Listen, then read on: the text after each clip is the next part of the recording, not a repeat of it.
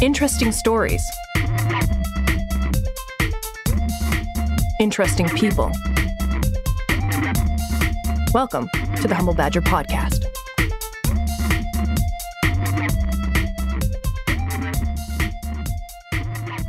Thank you for listening to this podcast today. Remember to like and follow us at The Humble Badger on Twitter and Facebook, or at The Humble Badger Podcast on Instagram. This episode is brought to you with the help of our promotional partners at Key Clef Productions. They're sprinkling a little touch of magic into your next musical event. You can follow them at Key Clef Productions or visit keyclefproductions.com for more information about artists, as well as if you are interested in being a supported artist. Please visit keyclefproductions.com.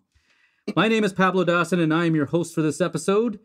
And random fact, as we usually begin the episodes with, one of my favorite months of the year is May.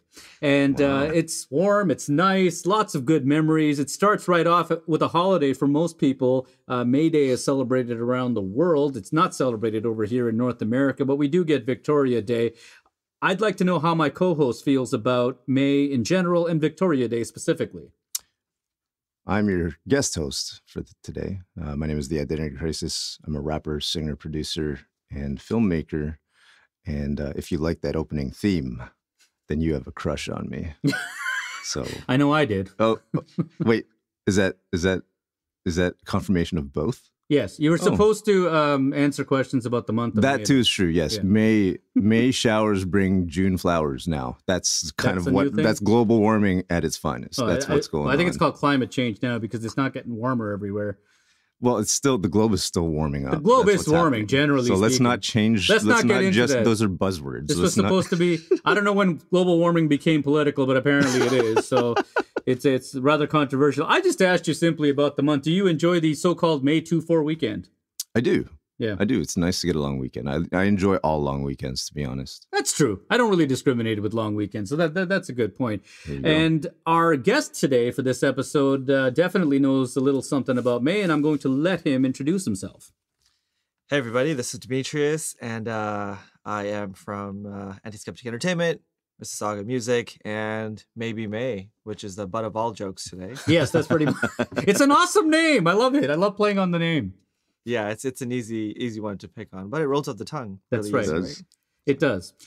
On that note, how did you come up with that name, and why is it called Maybe May? Maybe May. You know what? I don't have a really heartwarming story. I don't have a really intelligent story about, how the name came to be, because we've been asked this before. Mm-hmm. I just like the names of months. I think they're romantic, like May and June and October. Girls that are named May. That's right, yeah. Are extra special. Usually strippers. Right? I didn't know that. June. And I don't know. I think when we were thinking of band names, I was like, maybe one of those month names. And I think maybe May just worked. And there's 2 M's. And yeah. So that actually does roll off. You're right. Because when you say maybe, maybe October just doesn't roll off the tongue the same way. Yeah. No, maybe exactly. May. That's interesting. And how long have you guys been in this incarnation? About 6 years. 6 years, eh? Yeah. Wow. You're not sick of your bandmates yet, eh? Well, no, we've had a few come and go, so maybe that's why. That helps. That helps the rotation. Because being in a band is like dating 3 other dudes. Yeah, right? Exactly. Yeah. So, fresh blood always helps. That's right. Well, even the Beatles couldn't last forever. There are very few acts like the Stones or whatever that have been doing it for like 50 years. That was Yoko's fault. It was Yoko's fault? I wholeheartedly disagree, but still. It was Yoko's well, when you're fault. at that level and you make the amount of money that they do, I think you look past a lot of things and stay together. That's right. And they were world famous, like back when that was really something. They were. If you think about it, can you think of a more impactful band? Maybe I'm not saying that they're the greatest band or that they make the best music, but you think about cultural impact. Can you name a band that has done more for culture than the Beatles has? Arguably the Rolling Stones, but even then, not really. I would argue that. You would argue for the Rolling Stones? No, I would argue that the Beatles had a way bigger cultural impact. No, but I'm saying that other people will say the Stones are in contention. But I don't think they are. There's longevity, but you could probably name like any... Okay, Elvis. Elvis would be someone I would say. Sinatra. Sinatra, maybe. Sinatra. For I love sure. Sinatra. Or are Don't you get me talking wrong, about but bands or solo artists? I'm see well. I that. was There talking you go. about Yeah. kind of like which musicians do you think had an impact on our overall culture, not just about music, and that's why I think that the Beatles are right up there. What do you think? Well, Bryan Adams is a strong contender. It is for Canada, that's for sure. That was My a wife joke. loves Bryan Adams, so I'm don't not even go kidding there. about that. My wife adores Bryan Adams, and we went to his concert in London, and we got I think the VIP package or something. Wow. Yeah, it was good, but like I should have splurged a little bit more and gotten the chance to meet the band. So Right, the picture on the lap. yeah, that's right. Yeah. I wanted that Santa Claus picture with Bryan Adams. Your time will come. Actually, my wife did. Really, I should have let her. She As was if I happy. have any say. When you guys do your concerts, do you have different levels of tickets? Is there no package where I can sit on your lap? Come on. No, that package is free. That package. Yeah. There is a package. It just doesn't cost Actually, anything. we give people money to do that. Yeah. For He's also us. talking about his package. That's right. He's talking about his package. If you would like his package, then come to the package next is- Maybe May concert. No, we're not at that level. So You're not at that level. Okay. we're just happy when people show up. That's right. That's right. As we all are. Changing direction from packages slightly. Anti-Skeptic Entertainment. Tell me a little bit about that. So Anti-Skeptic Entertainment is a music marketing management promotions company that I started about 7-8 years ago. Mhm. And the long and short of it is I try to make rock stars famous. Oh, So if you're somebody really talented with a lot of potential, you usually, come to us and we try and get you on the radio. There's management services. We try and get you press and Mhm. digital marketing. So yeah. Oh, that's incredible. So yeah, if you're an artist, you can check them out at antiskepticentertainment.com. And once again, Demetrius, another fascinating name. What's the story behind that name? Oh, you know what? This one has a better story because actually, I thought the first one was pretty good. well, then wait for this.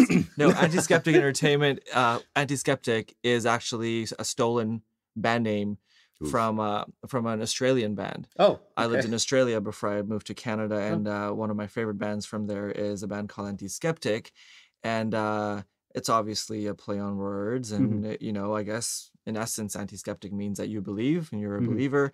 So that's something that I think a lot of entertainment companies as of late lack. They don't really truly believe in their artists and stick by them, and are in it for the long haul. So I messaged the band in Australia. I was like, hey guys, can I steal your name? We're only operating in Canada. And they're like, yep, go for it. So Anti-Skeptic Entertainment, because we believe in our artists. Oh, very nice. That's it.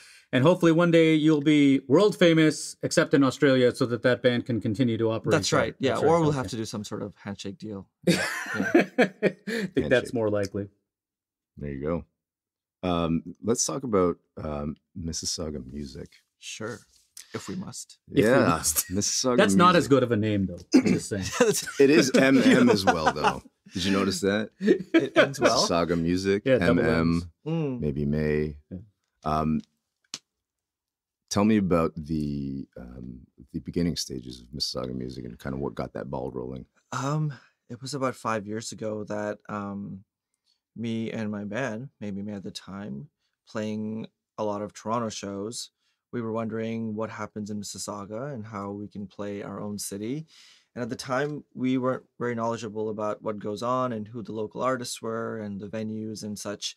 So even though all of us were from Mississauga, so we went and tried to do some research to get more involved in the community, and saw that even though a lot of heavy hitters came out of Mississauga over the past decades, your Billy Talent, Bill Scarlett, list goes on and on, there wasn't somebody really on a grassroots level trying to give local artists a platform and just encourage and showcase and just, that local voice for artists that are within the community, and which was one of the main reasons, and which still, to an extent is one of the reasons that we have a lot of the artists saying that they're from Toronto, playing in Toronto, playing in Hamilton, and just not really engaged within Mississauga, which is where they live, which is where they write their songs, which is where they rehearse, but they're going out of town.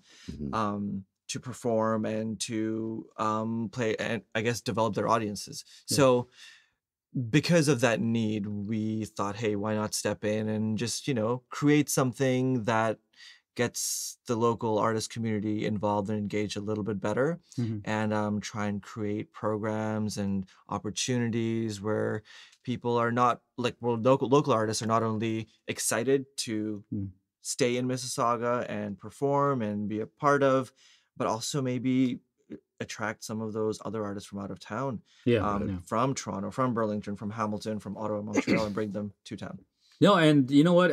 Your efforts are working because, frankly, I think the profile of Mississauga as a destination of culture is actually increasing. And a lot of it is like there's still a long way to go, but I think the profile of Mississauga has improved greatly, even in just like the last couple of years. And I remember I actually got a Mississauga music CD at one of the jam nights here, and that's what introduced me to a lot of new artists that were very good. So cool. This kind of thing does work. Now, to be fair, I had to find a CD player because it's hard to get one of those these days. I'm not sure if you know, but luckily my uncle never throws anything out. So I managed to dust that off and I listened and it was very nice. And then I looked up these artists on Spotify and got it, downloaded easier. There you go. We'll release a tape series coming up That's soon. right. So. The cassette tape. Wait for that. Call your uncle. Coming soon to 8-track. And so you've obviously wearing a lot of hats, band member and Mississauga Music and Anti-Skeptic Entertainment and all that. What do you like to do to have fun, to unwind? What's your guilty pleasure? Oh, you know what? I don't, all of these things that I'm a part of and I try to do, it's all, people and music. It's all fun and games. I don't really feel like it's work. Right. And it's also, they're my project, so I'm not having to show up at 7 o'clock or 8 o'clock somewhere. I don't have to commute to work back and forth. Commuting so sucks. Commuting does suck. I mean, I did that all the way to Toronto for like many, many years. Yeah. So if I wanted to, work in my boxers or not, I could. Yeah. So so I don't really have. For those of you listening, he's actually wearing boxers now. So good thing this is a podcast. We had to give them a pair of jeans when he walked in. No, of the Humble Badger podcast. That's right. Boxers. It wasn't that humble, but the Humble Badger boxers. There That's you go. interesting. That's the next The Humble idea. Boxer podcast. You're great with names, so we should probably take that advice. Yeah. It's a new line. So let's go to the next segment. Rapid fire questions. Are you ready, sir? I am ready. Okay. Place that you want to travel the most? Sydney, Australia. Oh, It's interesting. Yeah, because I would love to go to Australia. I can't believe you moved from Australia. I'm dying to move too. I can't believe that I did either. Yeah, exactly. He moved here for the weather, I guess. Right. Yeah, exactly. Do you like the smell of gasoline? I do. I do too. I don't know why. Why is that? We shouldn't be attracted to the smell. It's called that. Never mind. Yeah. He's like, I didn't say attracted. Oh, here's an interesting one. Name a primate beside monkeys and apes. Oh my gosh. I thought this was rapid fire. Not I can't. Not like science questions. Yeah, exactly. A bonobo, a chimpanzee, maybe. I don't know. Hey, this is for Demetrius. Well, I don't know. I lost myself. So. You know what? Pass. Exactly. I'll give you one. Favorite holiday. Favorite holiday, Christmas. Yeah, Christmas. Okay. That's yeah. cool. Okay, so now is the trivia portion, which there was supposed to be a trivia question, and of course we have trivia about May, because that's just how we roll. So in May, of course, there are lots of holidays and stuff like that around the world. In Canada, we of course have Victoria Day. Who is the holiday named after? Queen Victoria. That is correct. I've actually asked this question before, and someone said Victoria, British Columbia. That's right. Wow. And the final question there for you. So May is named for a Greek goddess. What is the name of the Greek goddess who was also identified as the Roman-era goddess of fertility? Oh, sorry, fertility, not fortility. Not fertility. You know what? That is a very good question. I'm going to go with Demetrius. Yeah, no. It's actually the goddess Maya. Okay. Hence the name May. It's not Demetrius, is it? Or is that how that worked? I wasn't sure. There is a Greek goddess called Demetrius. Oh, yeah. Is it Well, there you goddess go. or See, you god? learn something new every day. Unfortunately, a goddess. Oh, wow. Yeah. Well, there you Well, there's go. nothing wrong with that. That's cool. You know, that's cool. Well, I No, mean, that's yeah. very nice. Yeah. So for more of from Demetrius, you can find out at maybemay.com. That is his band. You can go to antiskepticentertainment.com to find out more about Antiskeptic Entertainment, and MississaugaMusic.com if you want to find out more about the music community in Mississauga. Thank you so much for coming on to our podcast here. Thank you guys for having me. Thank you. And once again, we would also like to thank our promotional partners at Keyclef Productions. And if your organization is interested in sponsorship or promotional partnerships, please contact us.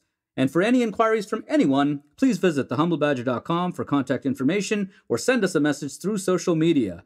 Thank you for tuning in. I'm signing off from the set here at Trax Ahead Recording Studio. My name is Pablo Dawson. Wherever you are and whatever you do, remember to follow your passion.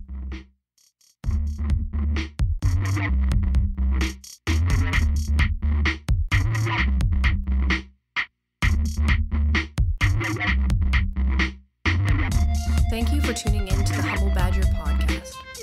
For more information, please visit thehumblebadger.com.